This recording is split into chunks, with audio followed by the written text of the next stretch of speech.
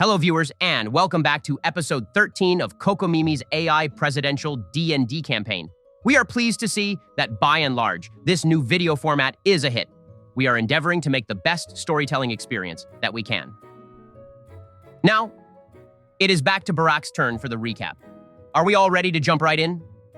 No, we need to talk about how we are all in the room with a billboard-topping musical genius. Oh, and Ben is here too. Ha. Just jokes. Great job on your new rap video, Ben. Don't listen to Obama's criticism.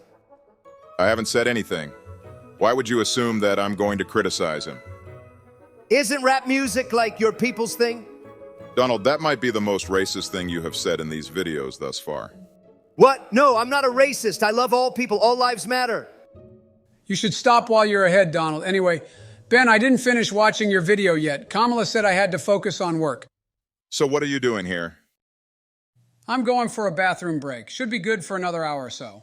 Joe, you take an hour to go to the bathroom? You know what? Never mind. I don't want to know. Anyway, the rap video was great, Ben. Good job. Thanks, Donald. Should we go to the recap now? I'm ready. In the last episode, we had a lore drop session with Aarakocra. We learned that Benjen's goddess was once a princess in Melodia who was raised to godhood by her father, King Re. Aarakocra is not sure why Mem is hindering our efforts on the temple pilgrimage, but will be sticking around to ensure that we get it finished. There was a lot more dropped in that episode, but if you haven't seen it yet, I won't spoil it all. We decided to stick around the Aarakocra outpost a few more days to gather supplies before we set off again. We are also waiting for Poe to return a message from Saltwish's mayor about the status of Mavana. I also had a cool thought. The person doing the recap can provide a comment question for the video during episodes. So here is my question for the viewers. What has been your favorite D&D character to play in your own campaigns? If you've never played before, then what kind of character would you like to play in the future? Our writer might take a few interesting ones and work them into the campaign as an NPC or something. Could be fun. Now, Donna rightly pointed out that something might have happened to her as she was last traveling with Mem. If Mem is hindering our efforts, it stands to reason that she might have tried to hinder Mavana's efforts as well. If Mem did something to her, then I swear on my trident that I will avenge her. Careful, Donald. That is sounding precariously close to a paladin oath. We shouldn't give all the story spoilers away. What? Oh, never mind. Let's get back to the story. Donna would never multi-class into a paladin anyway. It's so suboptimal. Shut up, Barrack. Donna can do whatever she wants. I'm just saying, it doesn't make that much sense. Aren't we a little high in level to think about multi-classing at this point anyway? When did we ever give the impression that we were trying to play optimally? It's always been about the story. Anyway, I'm the one making these determinations. And now I determine that we should get on with the story instead of side chit-chat. Sorry, Ben. After finishing their chat with Aarakocra, there is plenty of time left in the day. You can choose what you'd all like to do. Let's tell Quell that we plan to stay a few more days in the outpost. Hopefully we aren't overstaying our welcome. We can always pick up some odd jobs to make coin and earn our keep.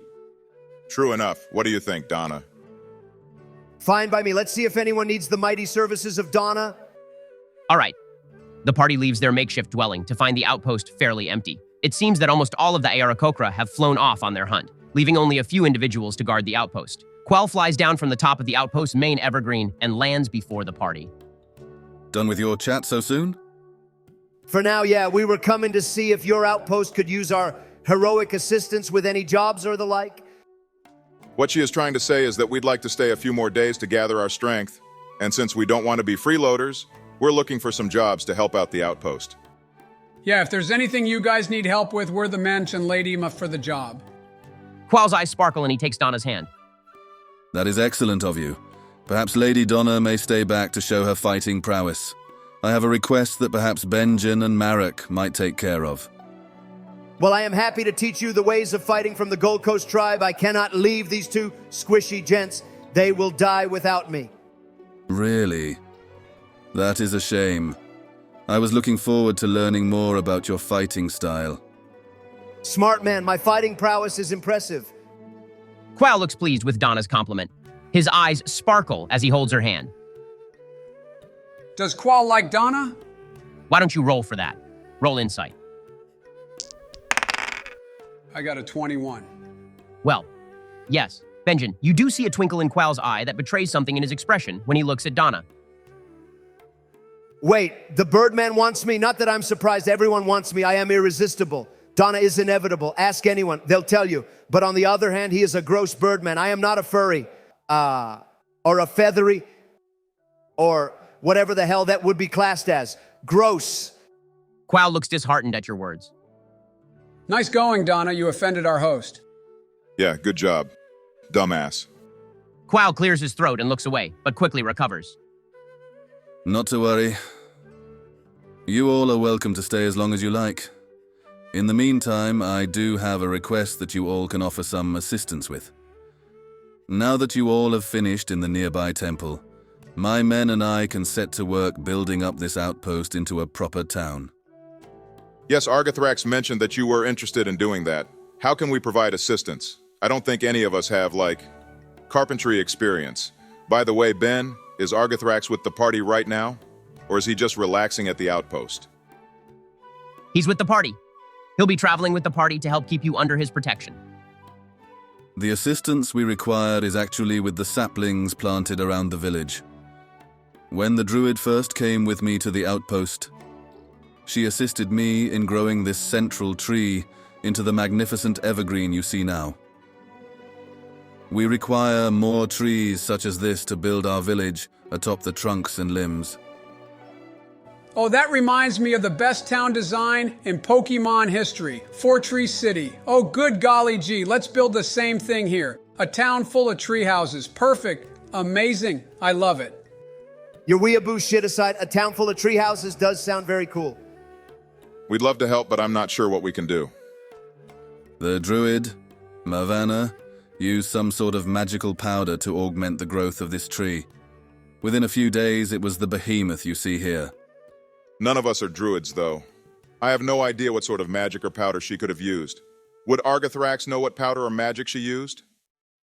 It is time for me to shine again. When I leveled up my bard class, I took the spell, Speak with Plants. I can now talk to and manipulate plants in the terrain. Holy shit, Benjamin, you dumbass. What the hell kind of dog shit spell is that? Why couldn't you pick something useful in combat? That spell is going to be so specifically useful that you'll use it once in this campaign and then never again. I'm not sure about that, Donna. I think it will be useful in the future. If it is ever useful in the future, I will eat my foot. That's a bit excessive, Donna. Benjamin, I think that spell is fine. Level up and add spells however you like. No, really, I want to know exactly why Benjamin thought that spell was a good idea. Well, with the fight with Mem, I was thinking about ways we could deal with environmental hazards. If I can talk to her pumpkins, I can tell them to chill out and not explode. I can see it being helpful in dealing with solving puzzles and finding creative solutions in the campaign. There's more ways to navigate the story than fighting and killing everything. In this case, I can use the spell to ask the tree what type of magic Mavana cast to make it grow so large. Maybe we can learn it or find another druid somewhere. Benjamin, are you going to cast that spell? Yep, I cast Speak with Plants. Since this is the first time you're using that spell, I'll describe what it does for those listening. Plants within 30 feet of you now have limited sentience and animation. They can communicate with you and follow commands.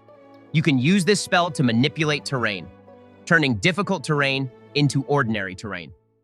I'm the Lorax. I speak for the trees. Mr. Great Pine, why do you know what sort of magic was used to grow you so large? The pine's branches vibrate with magic, and you hear a deep voice in your head, Benjamin. Yes, I remember. There was strong magic sewn into my roots. Yes. How come the tree doesn't get a special voice like all the other NPCs? I think that's...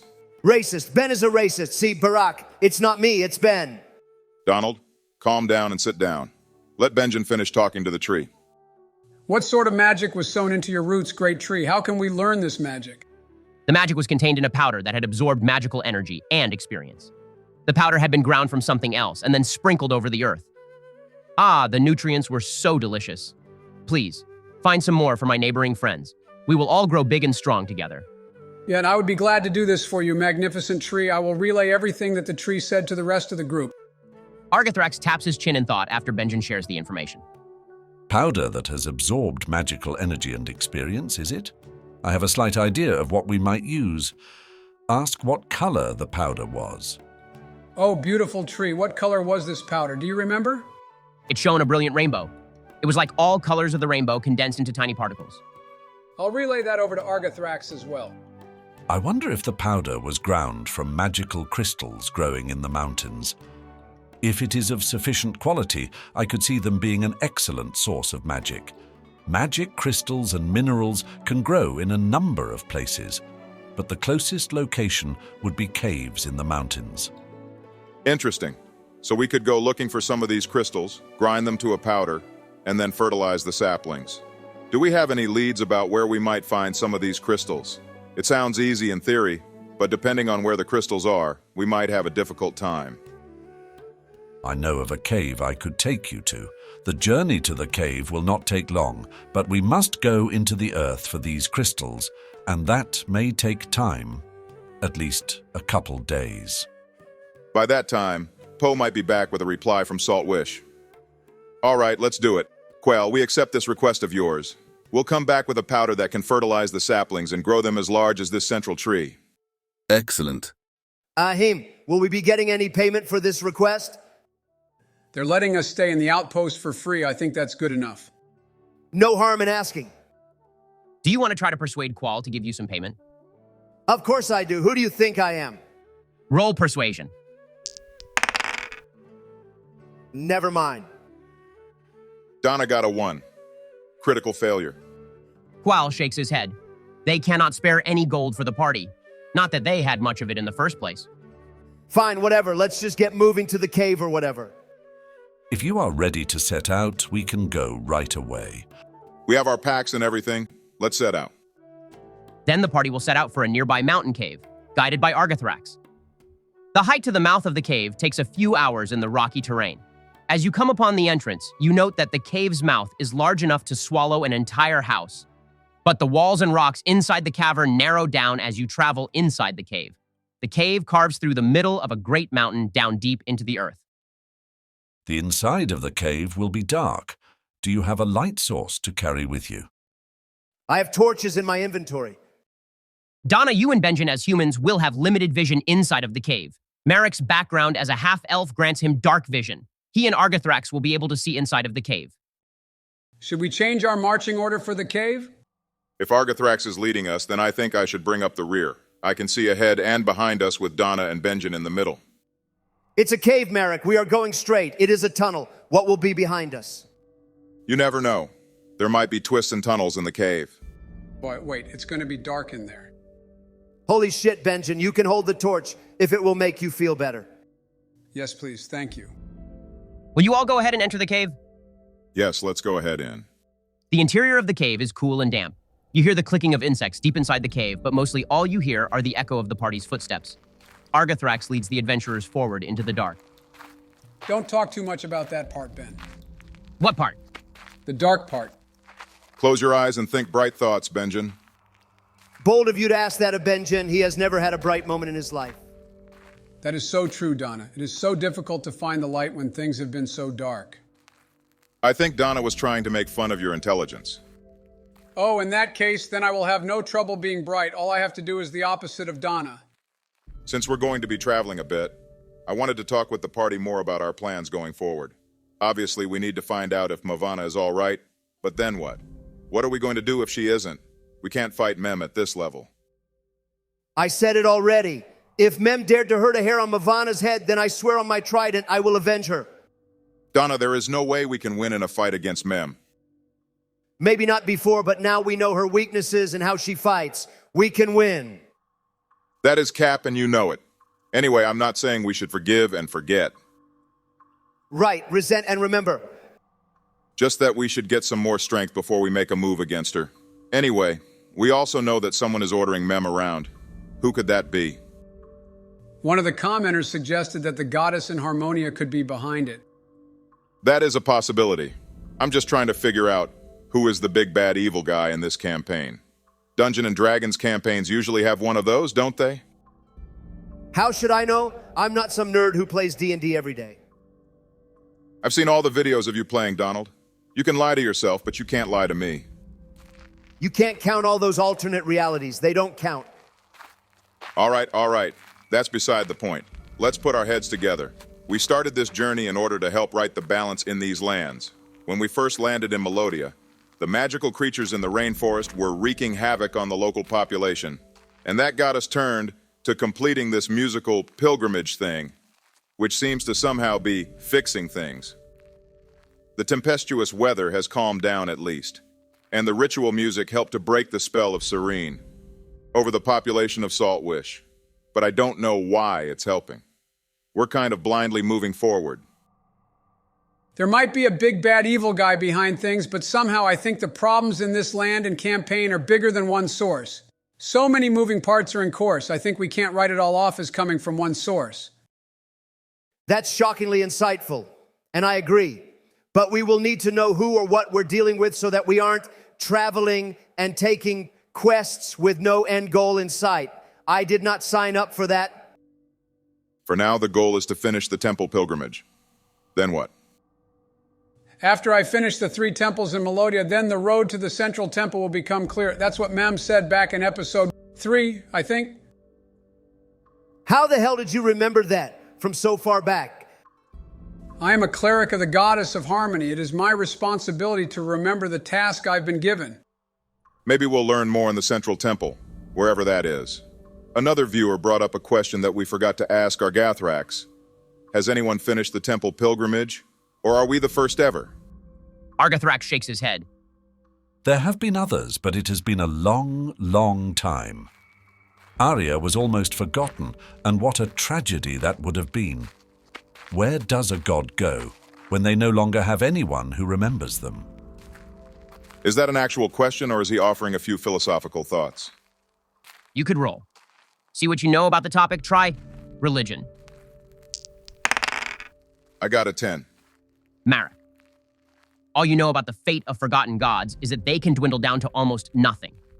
You aren't sure if that's a true death in the way mortals see it, but perhaps it is close enough to a death for the divine. Who knows? This is not a fate I wish for my beloved goddess of harmony. She is too precious to lose. Argathrax nods with firm approval. Yeah, we all love the goddess and blah, blah, manic pixie dream girl, blah, blah, Mary Sue, blah, blah. Here's another question I had for Argathrax. I found an old sword in those castle ruins. It has the same smith mark on it as a dagger I found in one of the temples. What might you know about that? Show me the weapons. Sure, I'll show him the dagger. Argathrax turns the weapon over in his hands, studying the metalwork. This weapon was crafted by a royal smith, one who exclusively worked for the king. Such craftsmanship was unmatched in my memory. They're too dull now to be used. What good are they? Although the smith who crafted them has passed, you should hold on to them. There is surely someone in the kingdoms who held on to his art. Look for the name Nightsteel. That was the name granted to the smith for his brilliance in smithing dark weapons that appeared to be carved from the night sky. He took on apprentices in his work, so surely there is someone in Melodia who can repair or rework the blades. There was a smith in Melodia City, and of course Humphrey in Saltwish. I'd rather not revisit him, though. If we end up making a trip back to Saltwish to follow up on our friend Mavana, then we could stop by. Might as well if we end up there later. I don't disagree, but we shouldn't make a special trip only to visit the smith. There's so much else we need to be doing. You're just jealous that I had the foresight to uncover these weapons and bring them with me. I don't have the energy to fight with you, Donna. What use would I have for a greatsword? You'd have use for the dagger I got. You're just jealous. We divided that up evenly from the treasure in the first temple. Never mind. Argathrax interrupts the party's banter by pointing further into the dark. Marek, you can make out a deviation in the path ahead, where the cave splits into 3 tunnels. Seems we have a decision to make about where we go next. So which way is the right path? Can I see anything ahead? Marek, in 2 of the paths, you see a green mist in the air. In the rightmost tunnel, you see a dark shape moving in the shadows of the rocks. Any other information about that moving shape or the mist? Roll a perception check. I got a 9. Sorry, but you can't tell much else from here. You do see that the mist sparkles near the flame of your party's torch. Do you all see that green mist? And I saw something moving in the dark in the right tunnel. None of the party can see anything. Not even Argathrax? Not even him. Nope. Huh. Okay then. Well, I think we ought to avoid whatever's moving in the rightmost cave, but I don't know what that green mist is. Do you guys have any sort of spell or skill that could tell us what's living in the cave? Surely it's not devoid of life entirely, especially not if there's valuable and magical crystals. I have Detect Magic as a spell. Can I try using that? Sure. Merrick casts Detect Magic, noting that the green mist emanates a magical aura. The movement from the other tunnel does not exude any type of magical aura, so you are still not sure what is going on in that path. What type of magical aura does the mist have? I should be able to tell, right? The mist has some kind of psionic power. How about you roll Nature and Arcana? For Arcana, I got 18. For Nature, I got 12. Merrick, you recall that many circles of myconids use spores like these to communicate. Their magical qualities are used purely for telepathic communication, rather than attacking or defense.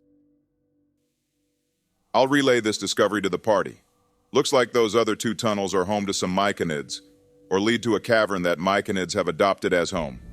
Probably a better idea to take that path than go down the other, with the mysterious shadow moving around.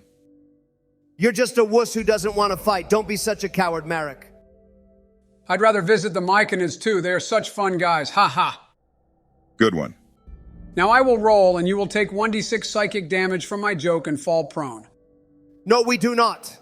Of the two potential paths, Argathrax chooses the one to the left. I'll follow him in.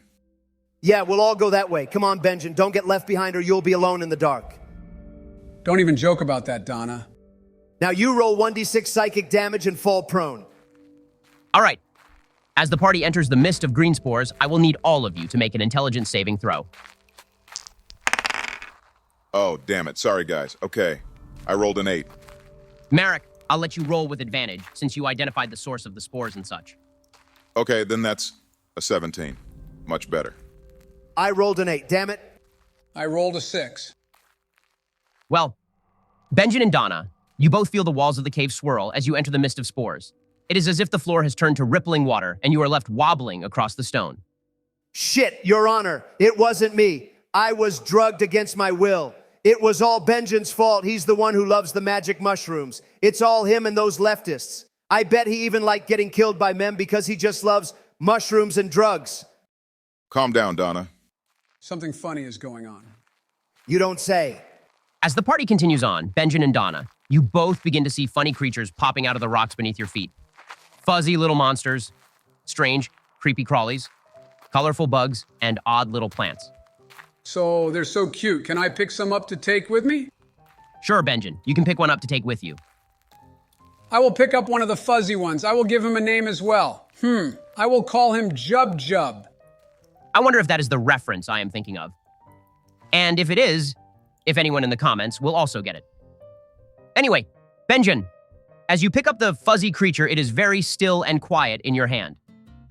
I'm pretty sure that's not real. Can I see them too, Ben? Sure. You can see that Benjamin is holding a plain rock. I should say something, but on the other hand, I think him holding that rock is helping him forget that it's dark in here. So I'm going to keep that to myself. His name is Jub Jub. You can hold him if you'd like, even you, Donna.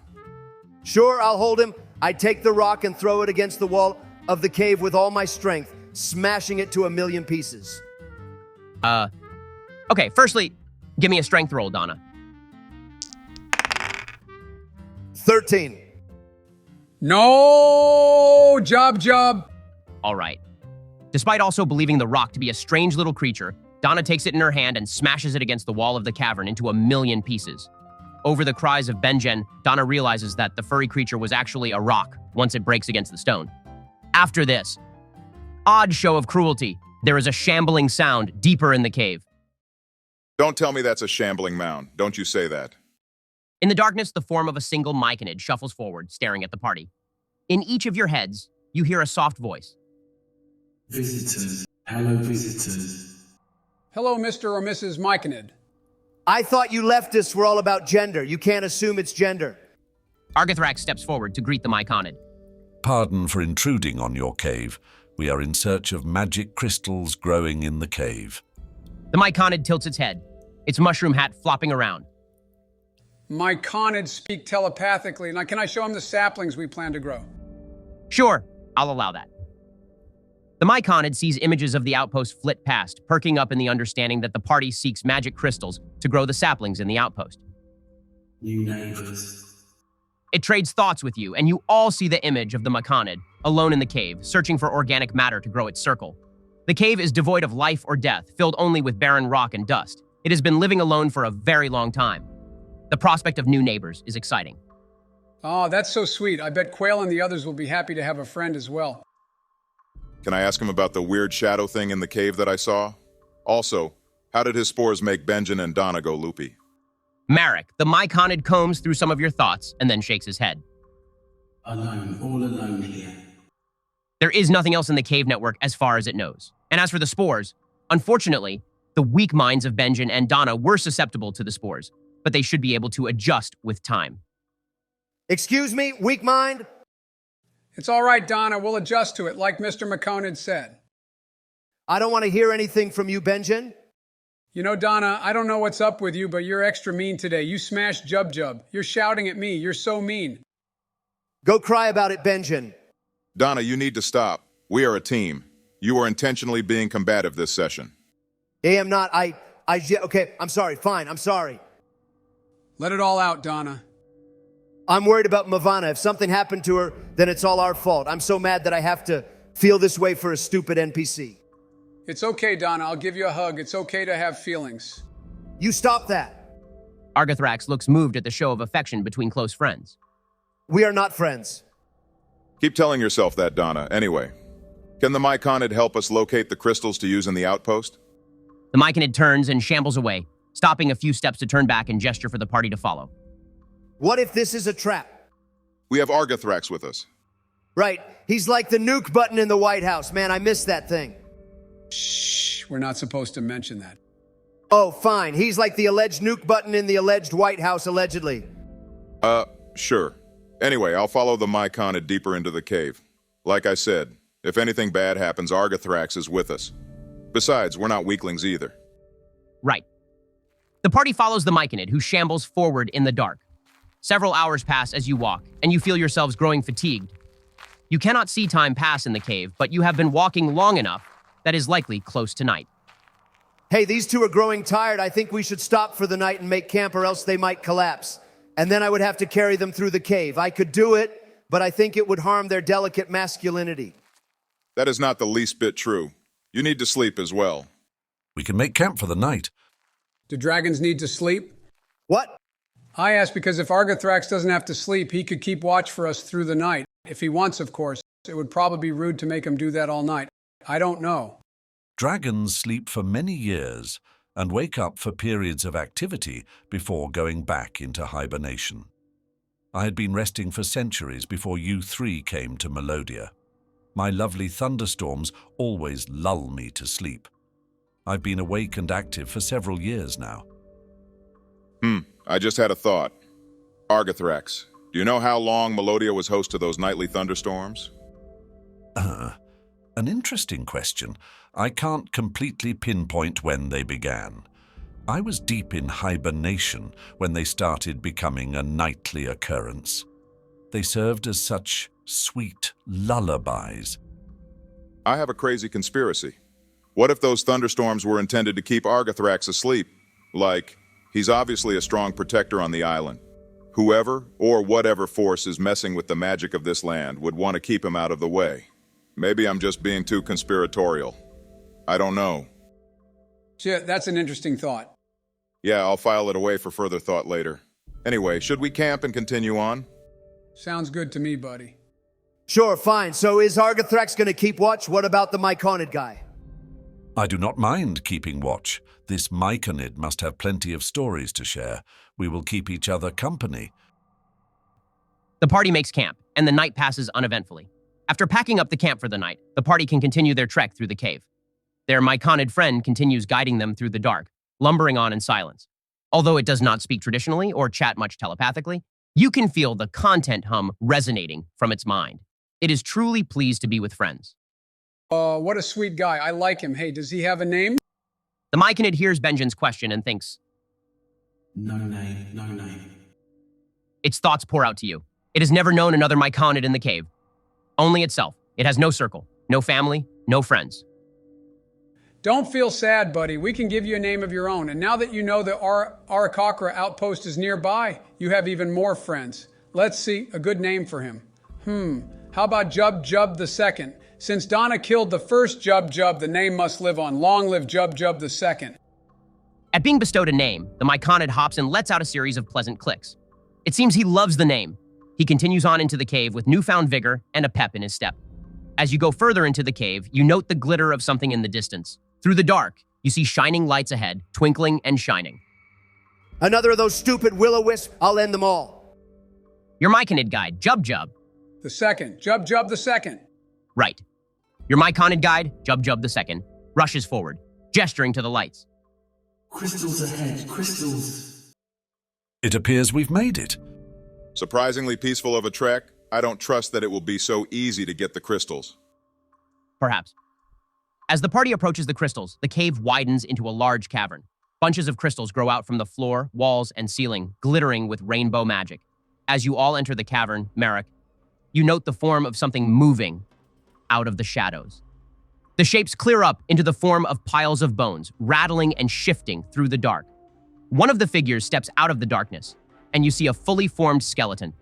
It glitters with the same magic of the crystals. I'm going to point it out in case the others haven't noticed. Argathrax and Jub Jub II have noticed, but Donna and Benjen couldn't see the skeleton because of their restricted vision. More skeletons rise from the shadows, each glittering with the magic of the crystals. With that, I think we should wrap up the episode. No, we should not, Ben. We'll pick back up next episode with some combat. You all can look forward to that. How many skeletons are we fighting? Did Merrick see? Oh, a handful or so. All right, that's doable. No worries, guys. It'll be a piece of cake after Mem. We got this.